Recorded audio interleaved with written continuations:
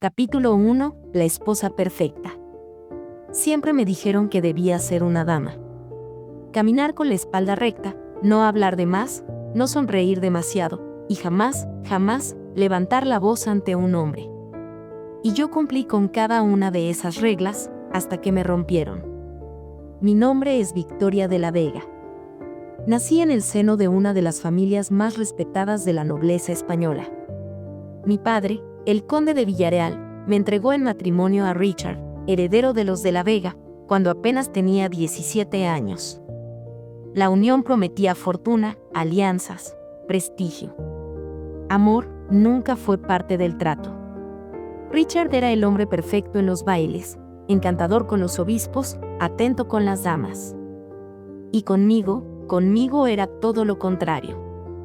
Y no sonrías así, pareces una criada, me susurraba entre dientes mientras posábamos para un retrato. La primera vez que me llamó inútil fue el día que olvidé recordarle una cena con el marqués de Tudela. No gritó. No insultó. Simplemente me miró con desprecio y dijo: "No sé cómo alguien tan vacía como tú ha llegado tan lejos". Y yo, como buena dama, bajé la cabeza. Los sirvientes siempre bajaban la vista cuando él pasaba. Yo aprendí a hacerlo también. Aprendí a no hablar si no se me preguntaba, a no opinar si no se me daba permiso. Aprendí a fingir que el mundo perfecto de los de la Vega no se sostenía sobre mis lágrimas escondidas. Pero hubo un día en que no pude más. Ocurrió durante una cena con varios nobles de la región. Yo llevaba un vestido rojo, discreto pero elegante. Richard había bebido demasiado. Cuando el conde Santillana elogió mi inteligencia tras una conversación sobre literatura francesa, Richard soltó una carcajada y dijo: "Victoria, inteligente, no os dejéis engañar por su carita de porcelana. Lo único que lee es el menú de los banquetes". Todos rieron. Yo, no. "No vuelvas a humillarme en público", le dije al oído, aún sentada a su lado. Su mirada se oscureció como si le hubiese clavado una daga. Esa noche, al regresar al palacio, me esperó en nuestra habitación. Casi no cruzamos palabra. Solo me miró, cerró la puerta y me abofeteó. No fue fuerte, pero fue suficiente. "Para que recuerdes tu lugar", dijo. Esa noche dormí sola, en el suelo del baño, con el labio roto y el alma en ruinas. Y aún así, al día siguiente, bajé las escaleras con la cabeza en alto. Me senté en la mesa como si nada hubiese pasado. Y cuando el mayordomo me preguntó si deseaba café o té, respondí con una sonrisa: "Y té, por favor". Porque las esposas perfectas no lloran. Las esposas perfectas no gritan. Las esposas perfectas guardan el secreto. Desde fuera, yo era la envidia de todas. Mi vestido de encaje, mis perlas, mi peinado impecable. La dama ideal. Pero por dentro ya empezaba a romperme. Fue entonces cuando comencé a pasear por los jardines más a menudo. Era el único lugar donde podía respirar. Donde nadie me vigilaba. Donde podía mirar el cielo sin sentir que estaba encerrada. Y allí, entre los setos de lavanda y las estatuas cubiertas de musgo, lo vi por primera vez. Un hombre joven, con una caja de madera bajo el brazo, caminando con pasos tranquilos. Tenía el rostro bronceado por el sol, la camisa blanca algo suelta, y una mirada distinta a todas las que me habían juzgado. "¿Quién eres?", le pregunté, algo temerosa. Nunca antes había visto a un extraño sin que un sirviente lo anunciara. "Emmanuel, señora. Boticario del duque Darío. Me enviaron para traer unas infusiones para su esposo". "Ah". Me miró con un leve gesto de respeto, pero sin servilismo. "¿Le ocurre algo, señora?". Y por primera vez, en mucho tiempo, alguien no me preguntó si quería té o si deseaba cambiarme el vestido. Me preguntó si me ocurría algo.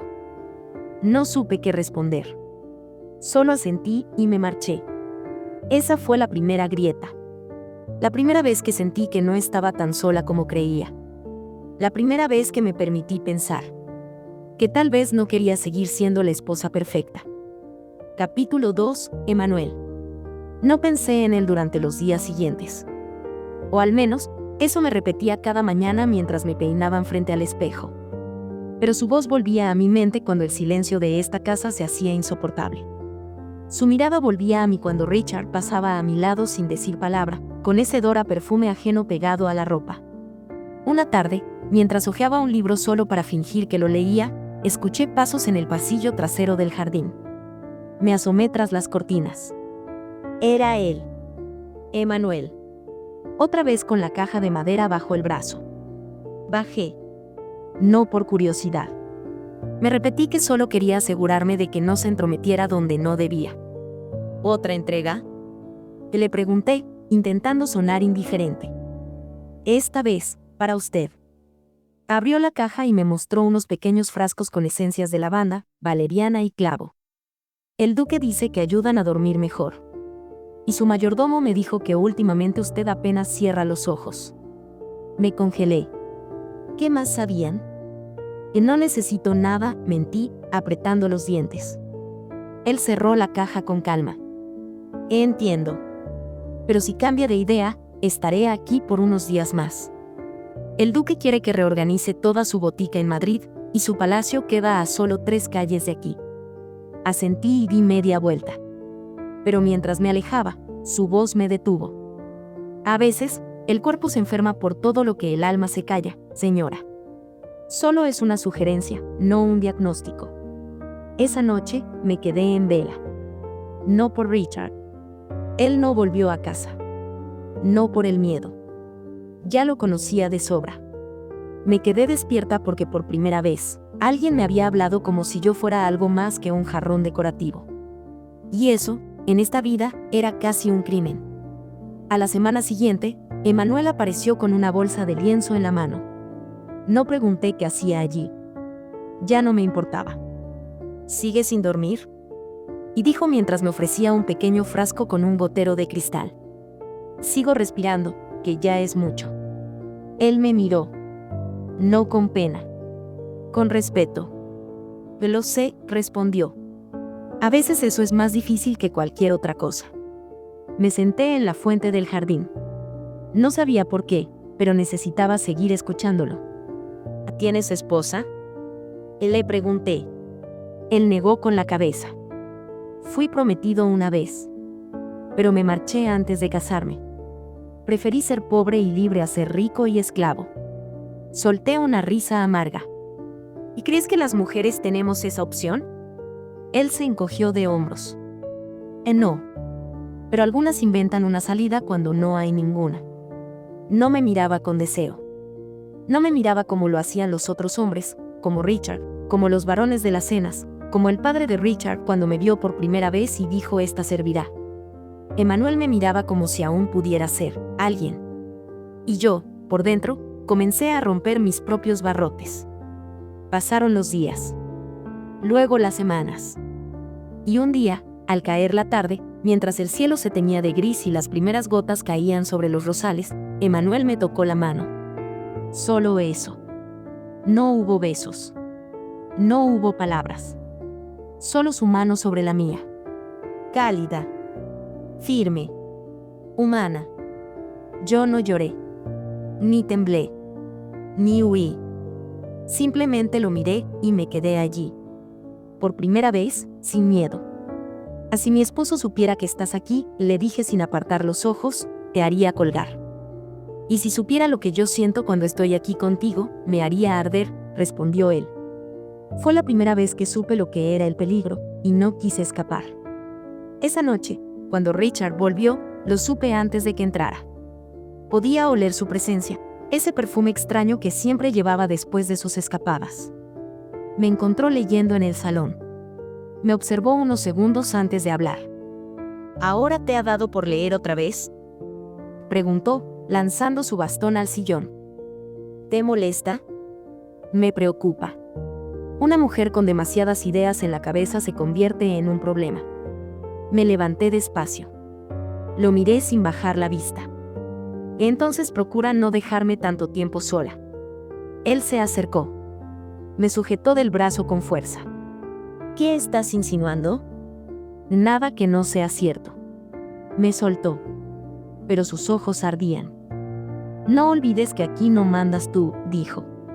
Y si te atreves a desobedecerme, juro por mi sangre que te vas a arrepentir. Se fue sin decir más. Yo me quedé allí, con el brazo marcado y el corazón latiendo con furia. Porque ya no me sentía pequeña. Ya no era la niña obediente que se casó a los 17. Ahora tenía un secreto. Uno que podía costarme la vida. Pero también uno que me devolvía el alma. Capítulo 3. Heridas que no se ven. Yo sabía que lo que hacía estaba mal. No por moral ni por religión. Sino porque, en este mundo, una mujer que ama fuera del matrimonio no se redime. Se condena. Pero cada vez que Emmanuel rozaba mi piel con sus manos cuidadosas, cada vez que decía mi nombre como si fuese un secreto sagrado, recordaba que seguir viva no era suficiente. Que merecía algo más que sobrevivir. Y entonces, lo hicimos. No fue planeado. No hubo velas, ni flores, ni cartas de amor. Solo dos cuerpos agotados de fingir. Dos almas hambrientas de verdad. Y esa noche, por primera vez en años, dormí sin miedo. Richard volvió al amanecer. Borracho, tambaleante, con el cuello de la camisa manchado de carmín. Lo vi desde la escalera. Emmanuel ya se había marchado. Lo hacía siempre antes del alba. ¿Despierta tan temprano, mi señora?, gruñó Richard mientras colgaba el sombrero. ¿O acaso no ha dormido? A veces es difícil, respondí, calmada. Él me miró con ojos entrecerrados. Olfateó el aire. ¿Qué es ese olor? Valeriana. Me la recomendó el nuevo boticario del duque. Un silencio denso cayó entre nosotros. ¿O lo conoces?, y preguntó, despacio. Vino varias veces. Dejaba encargos. Yo solo firmaba.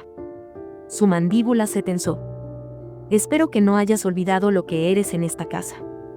¿Y qué soy, Richard?, pregunté, mirándole fijamente. Se me acercó de golpe. Me empujó contra la pared y su aliento a vino me llenó el rostro. Y no repitas eso. No me retes. No tienes idea del daño que puedo hacerte. Ya me lo hiciste todo, susurré. Me abofeteó. Con la palma abierta. Con toda su rabia. Caí al suelo. Y allí, con la mejilla ardiendo y la sangre en la boca, pensé que tal vez no había nacido para ser libre. Que todas mis decisiones me llevarían a este mismo lugar, el suelo. Pero entonces, lo escuché subir la escalera. Sus pasos resonando como campanas de juicio. Y en mi pecho, algo se quebró. Emmanuel regresó 2 días después. Me encontró en el invernadero, rodeada de orquídeas que ya no cuidaba. ¿Qué te ha hecho?, preguntó apenas me vio el rostro. La hinchazón no se había ido. Lo que siempre hace. Lo que siempre hará. Me acarició la mejilla con una ternura que dolía más que el golpe. Dime qué necesitas. Dime qué puedo hacer. No puedes hacer nada. Eres un hombre libre, Emmanuel. Yo soy propiedad de otro. Me abrazó. Un abrazo largo, de esos que deshacen el alma. Dime que te vas conmigo, susurró. Esta noche. Mañana. Cuando sea. Lo dejaré todo. Nadie tiene por qué saberlo. Me aferré a su pecho como una niña. Y por un segundo, por uno solo, imaginé una vida distinta. Una cabaña, campos lejanos, una cama sin gritos. Pero no. No era posible. No aquí. No en esta España de salones hipócritas y matrimonios pactados. Que si me voy contigo, nos matará a ambos. De entonces, si te quedas, te matarás sola. Aquella noche, Richard no volvió. Pero mandó a su sirviente de confianza, Joaquín, con una carta breve: no me esperes. Asuntos urgentes. No hagas estupideces. Quemé el papel sin leerlo una segunda vez. Al día siguiente, llegaron rumores. El duque de Aranda había ofrecido una cena en su palacio. Casi todos los nobles asistieron. Y Richard, por supuesto, también. Con su amante del mes del brazo. Ni siquiera se molestaba en esconderlo ya. Y aún así, si yo lo hacía, si yo siquiera salía a la calle con Emmanuel, sería señalada, despreciada, quizá apedreada. Lo entendí entonces, yo no era su esposa. Era su espejo. Y él necesitaba que yo siguiera allí, intacta, silenciosa, aguantando, para que su mundo no se desmoronara. Pero yo ya no quería sostenerle el mundo a nadie. Una tarde de tormenta, mientras Emmanuel me enseñaba cómo preparar una tintura con raíz de belladona, se detuvo de pronto. ¿Sabías que, en la dosis correcta, esta planta no cura, sino mata? Lo miré. Firme. Decidida. Sí. Lo sé. Él buscó mis ojos. Y por primera vez, notó algo en mí que no estaba antes. No rabia. No dolor. Plan. Y fue entonces cuando todo cambió. Una de las doncellas, Clara, fue interceptada por uno de los lacayos de Richard. Le pagó para que espiara mis movimientos. Para que le contara todo. Clara vino a mí llorando. Me lo confesó temblando. Yo no quería, señora. Pero me amenazaron. Dicen que si le llevaban pruebas de su deslealtad, haría que la encerren en un convento, o peor. La abracé. A ella. A la traición. A la verdad. Todo estaba cayendo. Todo estaba por estallar. Y yo, por primera vez, no tenía miedo. Tenía un plan. Capítulo 4. Una grieta en la máscara. Emmanuel decía que aún podíamos escapar. Que aún había tiempo. Pero yo ya no quería escapar. Quería justicia. Quería venganza. Y no la justicia de los hombres, esa que se compra con títulos o apellidos. Quería la justicia de las mujeres traicionadas, de las esposas silenciadas, de las amantes condenadas por amar. Richard volvió del palacio ebrio de poder. A todos me temen, Victoria. Todos me respetan. Y tú deberías hacer lo mismo. Lo miré desde el sofá, con una copa de vino en la mano. No confundas respeto con miedo. Nadie te admira, Richard. Solo te soportan. Su ceño se frunció. Dio 2 pasos hacia mí, lento, como una serpiente que mide el momento exacto del ataque. ¿Desde cuándo te has vuelto tan valiente? Desde que dejé de temerte. Me arrebató la copa y la lanzó contra la pared. El cristal estalló como un grito. ¿Hay alguien más? Espetó. Dímelo. ¿A quién has dejado meterse en mi cama? No respondí. Y ese silencio fue mi primera confesión. Se abalanzó sobre mí. Me tomó del cabello. Me arrastró hasta el suelo. ¿Crees que puedes humillarme delante de todos? ¿Crees que puedes follarte a un cualquiera y seguir siendo mi esposa? Me golpeó. Varias veces. Esta vez con los puños cerrados. Perdí la cuenta. Cuando se cansó, me escupió al lado y salió de la casa. Mi sangre quedó en las baldosas. Mi alma, no. Clara curó mis heridas. Lo hizo sin preguntar. Sus manos temblaban al colocar los ungüentos. Yo, en cambio, ya no temblaba. La calma me sorprendía. No era resignación. Era estrategia. Esa noche le escribí una carta a Emmanuel. No podía verlo en persona. No ahora. Richard estaba vigilando cada rincón, cada rostro, cada gesto. La carta decía solo 3 palabras: él lo sabe. Emmanuel respondió con otras 3: estoy preparado. 3 días después, Richard apareció con un rostro nuevo. Más amable. Más contenido.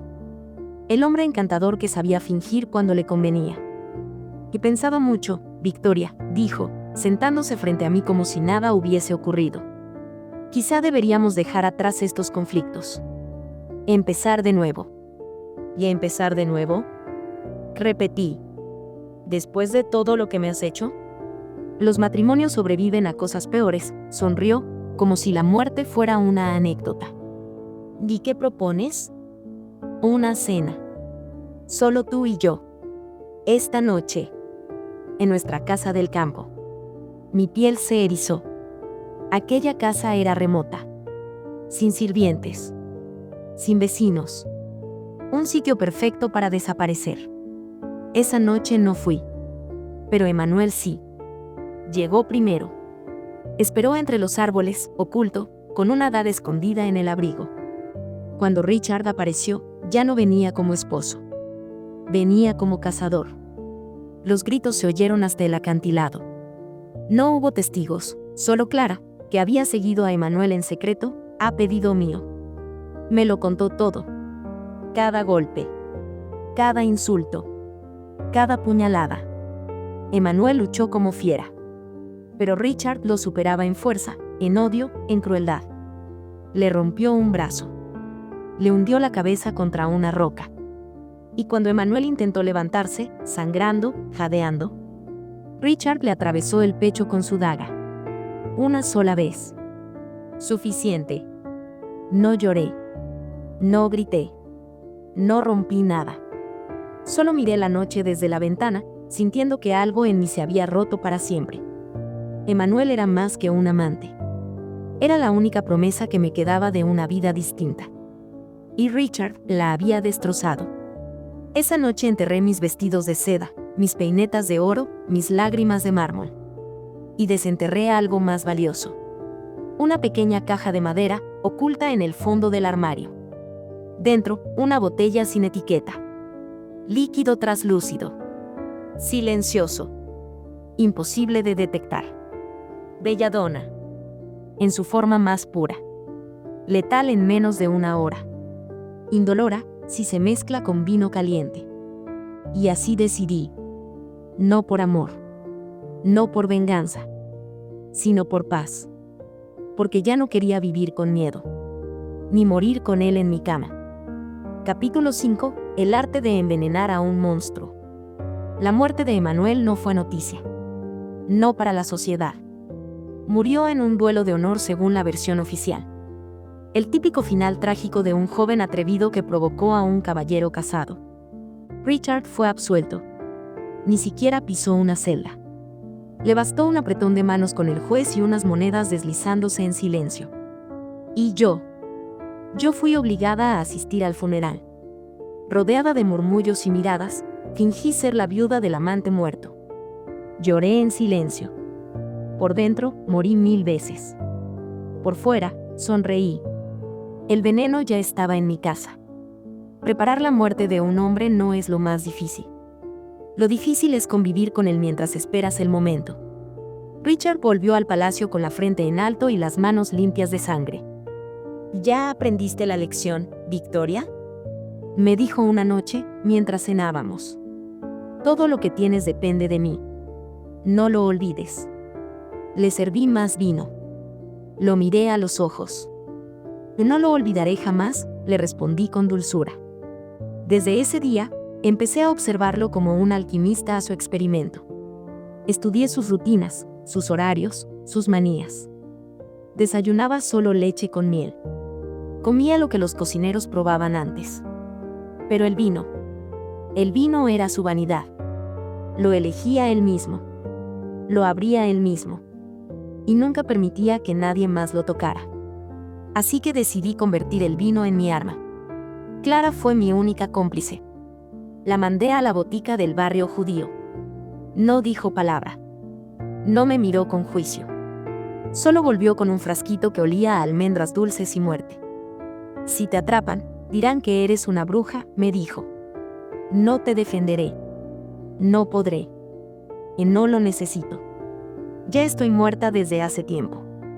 Guardé el veneno en mi tocador. Cada noche lo miraba.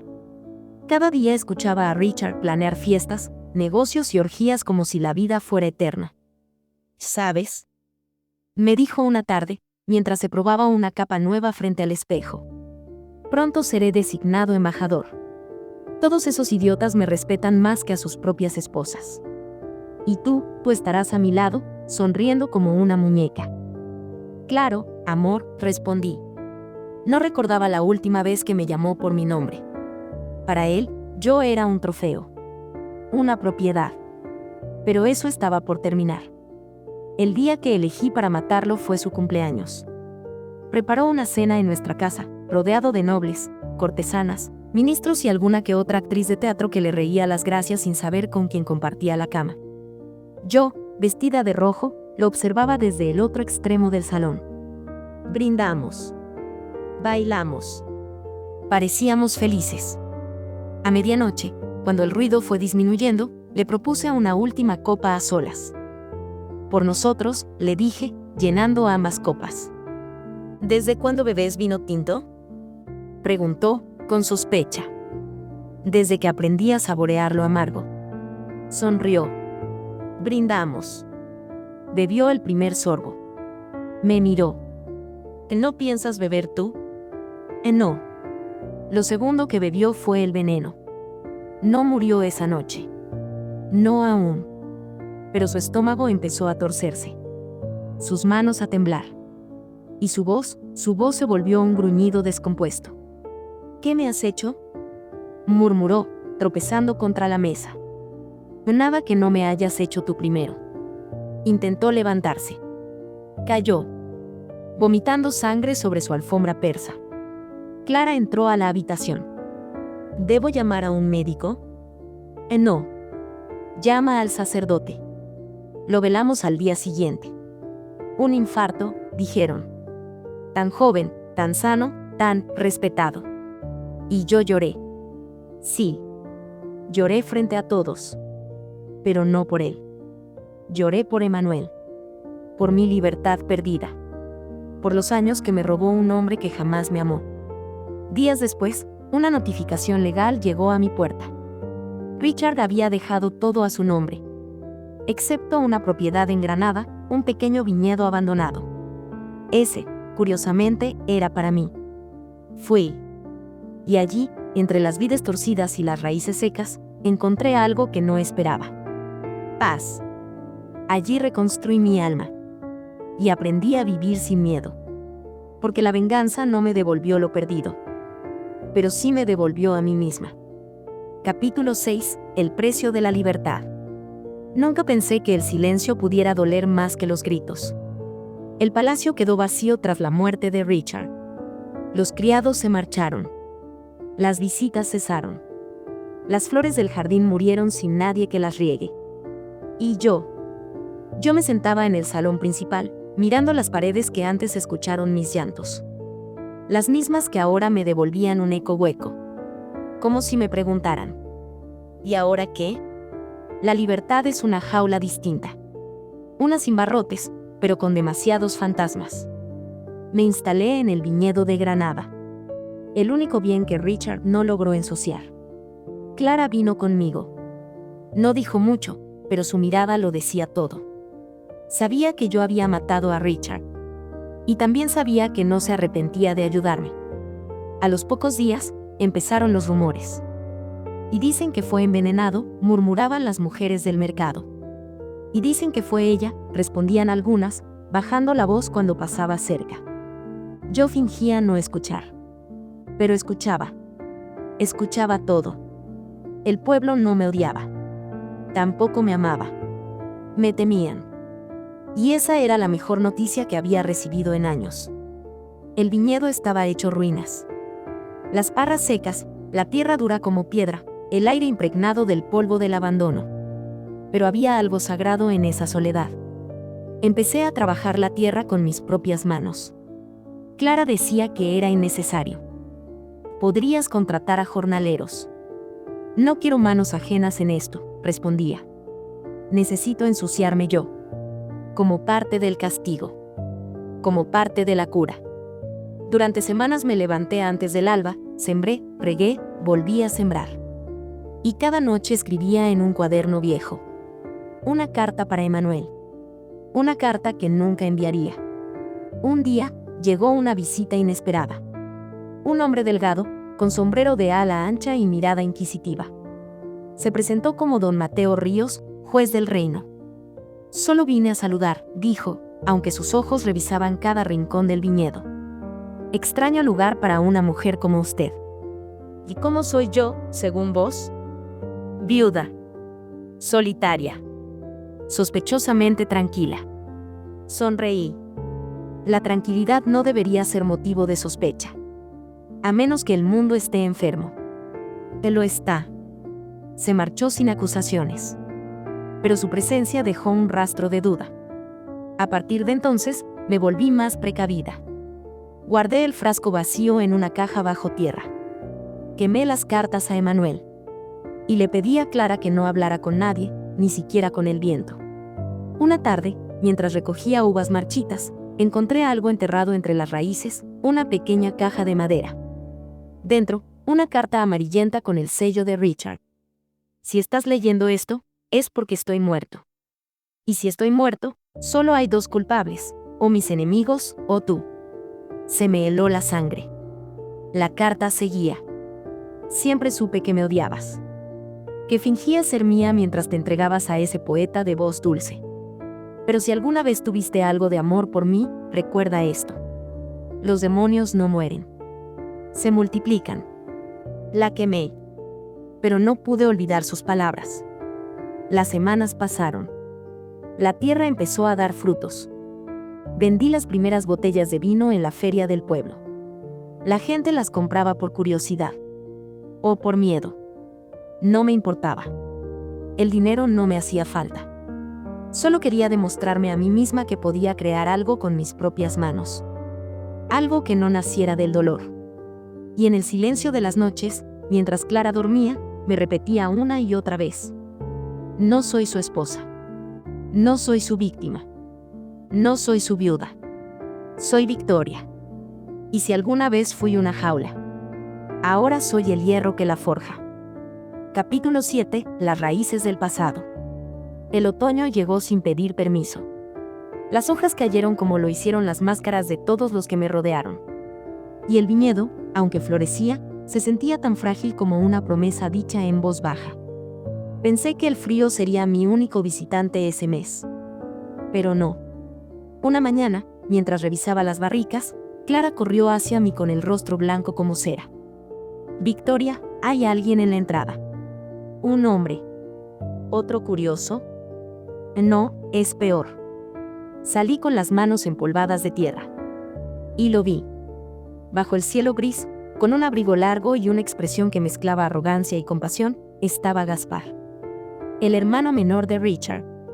Has cambiado, dijo con esa voz suya, rasposa y elegante, como si saboreara cada palabra.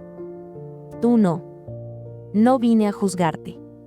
Vine a advertirte. ¿O advertirme? Hay rumores. En la corte. Entre las viudas. Incluso entre los mozos de taberna.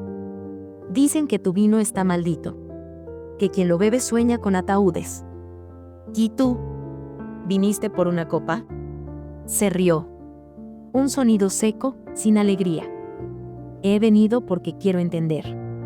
Porque Richard era un monstruo, pero seguía siendo mi hermano. Y tú eras su esposa. Era su prisionera. Su trofeo. Su sombra. Me miró por un largo rato. ¿O lo mataste? No respondí. No lo necesitaba. La verdad estaba en mis ojos. Y él la leyó como un libro abierto. No te delataré, dijo. Pero no creas que serás libre tan fácilmente. Hay otros que no te perdonan. Gaspar se quedó varios días. Ayudaba en el viñedo, preguntaba poco, observaba demasiado. Había algo extraño en su forma de estar. No me temía. Pero tampoco me deseaba. Era como si me estudiara. Como si buscara en mí un resquicio de culpa, o tal vez una grieta para colarse. Una noche, mientras Clara dormía, lo encontré en la biblioteca leyendo el diario de Emmanuel. Ese que yo misma creía haber escondido. ¿Cómo lo encontraste? Los muertos siempre dejan algo atrás. Tú deberías saberlo. No lo eché. Y eso me sorprendió. Gaspar no era como su hermano. Era frío, sí. Pero no cruel. Y, lo más curioso, no me tocaba. No me lanzaba miradas lascivas. No intentaba besarme. Ni siquiera me rozaba al pasar. Y en un mundo donde los hombres solo me habían conocido a través de la violencia, su indiferencia me desconcertaba más que cualquier agresión. Días después, lo encontré en la colina del viñedo, mirando hacia el horizonte. ¿Por qué sigues aquí? Le pregunté. Porque no sé si quiero marcharme. O si quiero quedarme a ver cómo terminas de convertirte en leyenda. ¿Leyenda? La viuda que mató a su marido y construyó un imperio sobre su tumba. Suena mejor que muchas historias de amor. No fue amor, dije, y mi voz tembló. Emmanuel sí lo fue. Y lo mataron por ello. Gaspar guardó silencio. Luego, bajó la cabeza. No fue Richard quien lo mandó matar. Lo miré, helada. ¿Qué has dicho? Emmanuel murió en el duelo, pero no fue Richard quien lo retó primero. Fue otro. Alguien que también te deseaba. ¿Quién? Aún no lo sé. Pero si sigues cavando en la tierra, terminarás desenterrando más que raíces. Esa noche no dormí. Ni la siguiente. Ni la siguiente. Los cimientos de mi verdad se habían agrietado. ¿Y si Richard no había sido el único monstruo? ¿Y si había más sombras? ¿Más manos manchadas? Gaspar me observaba. Con la misma mirada con la que un médico estudia a un paciente terminal. O con la que un traidor espera el momento justo para hundir el puñal. Pero no huí. Ya no era la mujer que temía. Ahora tenía algo más fuerte que el miedo. Tenía sed. Sed de verdad. En el fondo del sótano, donde antes se guardaban los vinos viejos, hallé una carta olvidada. Era de doña Beatriz, la madre de Richard y Gaspar. Decía: si alguna vez este niño muere, sabrás que fue por lo que hizo con Emmanuel. No lo perdonaré. No lo olvidaré. El papel estaba amarillento. La tinta corría como si hubiese llorado encima. Y entonces lo entendí. Beatriz lo sabía. Gaspar también. ¿Y si todos sabían, quién había hecho justicia realmente? Gaspar me encontró esa noche, sentada junto al fuego. ¿Has leído la carta? Sí. ¿Y ahora qué harás? Lo que siempre hice, seguir. Incluso si hay más sangre en el camino. Sobreviví al infierno, Gaspar. El barro ya no me mancha. Solo me hace más fuerte. Él me miró, y por primera vez, bajó la cabeza. Quizá, algún día, alguien te ame sin miedo. Ni secretos. Quizá. Pero por ahora, no lo necesito. Capítulo 8. El huésped inesperado. La noche cayó con un silencio que pesaba como plomo. Gaspar dormía en la habitación contigua, y Clara había partido unos días a visitar a su familia. La casa estaba sola. Demasiado sola. Encendí una vela. Caminé descalza por el pasillo de mármol. El eco de mis pasos era el único sonido, hasta que lo oí. Un golpeteo leve. 3 veces. Puerta de servicio. Pensé en ignorarlo. Pero la vela tembló entre mis dedos. Como si la cera también tuviera miedo. Abrí.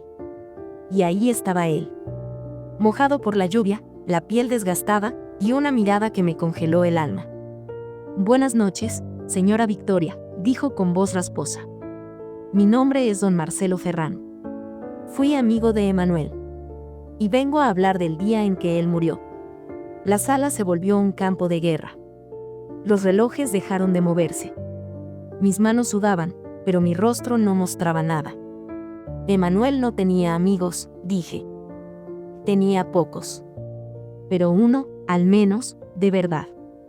Y yo sé lo que pasó esa noche. ¿Vienes a culparme? No. Vengo a ofrecerte algo, la verdad. Se sentó sin que se lo permitiera. Sacó de su abrigo una cajita de madera. La colocó sobre la mesa. Dentro, un pañuelo con iniciales, VL. Victoria Lancaster. Lo llevaba él, cuando cayó. Mis labios se separaron, pero no hablé. No lo mató Richard. El duelo fue una excusa. Emmanuel no murió de una estocada. Fue envenenado antes de salir. Me puse de pie. La vela tembló aún más. ¿Te estás diciendo que alguien más lo quería muerto? Te estoy diciendo que alguien que te deseaba, lo quería fuera del camino. Mis piernas flaquearon. Me sostuve de la repisa. ¿Quién? El mismo que te mira cada mañana desde las sombras. El que sabe que mataste a Richard y aún así se queda. Y Gaspar. Cuando Gaspar regresó de la viña esa tarde, lo esperaba en el salón. La caja aún abierta. El pañuelo entre mis dedos. ¿Que esto es tuyo? Él no se inmutó. Caminó lentamente hacia la chimenea y se sirvió una copa de vino. ¿Qué te dijo Marcelo? Lo necesario.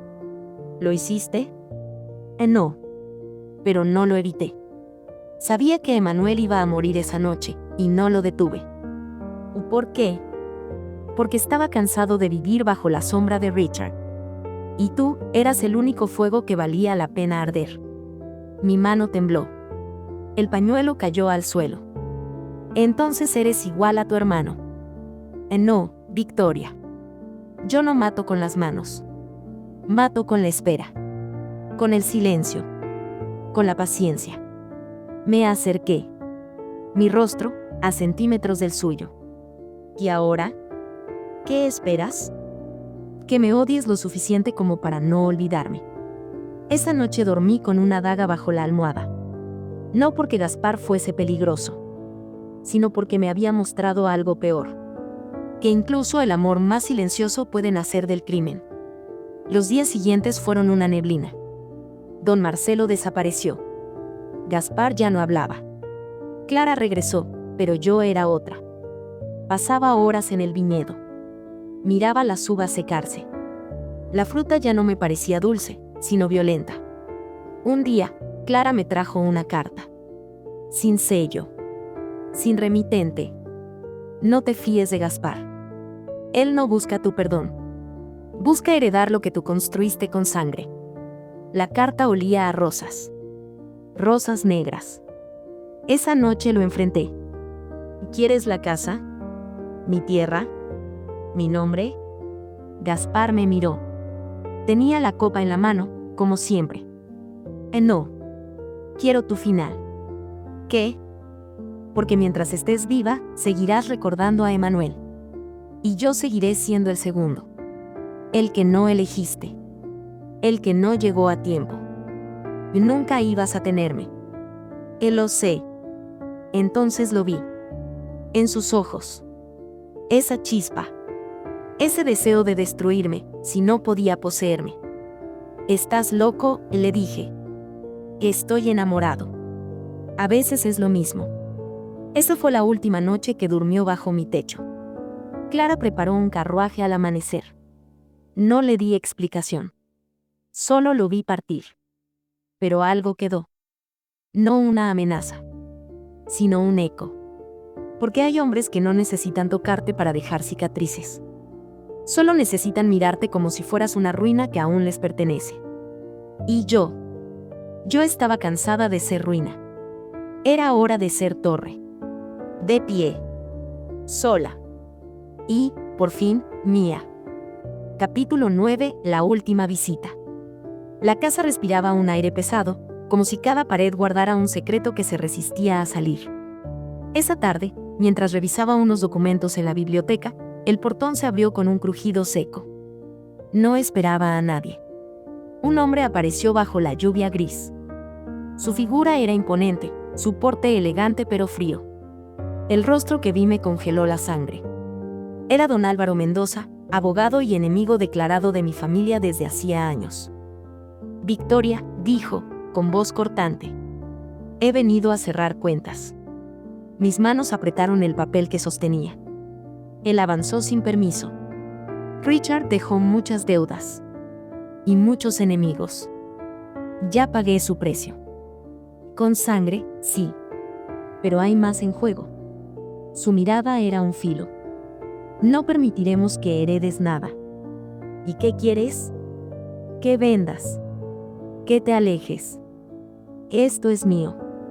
No lo es. Ni nunca lo será.